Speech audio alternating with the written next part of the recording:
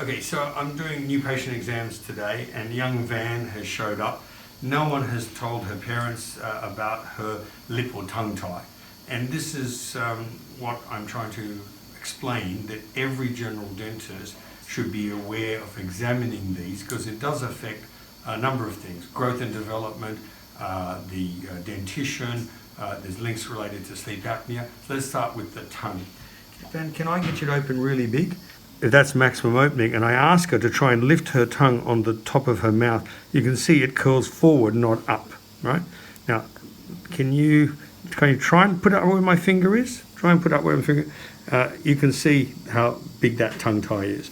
And you see the associated diastema. And if you look from the occlusal, you can see we have like a delta opening, what some people call an Eiffel Tower.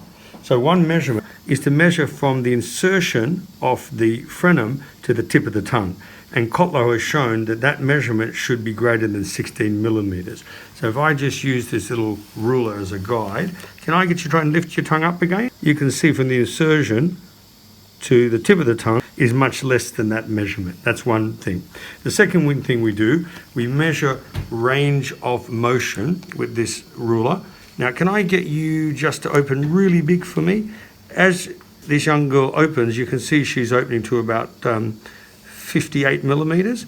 So that means that half of that 58 should be where the tongue should sit as she opens. Now, can you close your mouth and put your tongue up there? You can do that, can't you? Put your tongue up, yeah, and leave it there and try and open. Try and open with your tongue there. Open, open. See how far you can. Straight away, the tongue releases.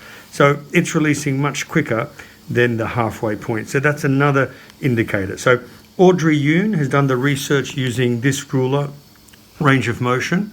Larry Kotlow has done the research associated with the frenal attachment. So three things I want everyone to look at. The insertion, is it a Eiffel Tower? The attachment between the tip of the tongue and the insertion of the frenum to the tongue, and finally the range of motion of the tongue.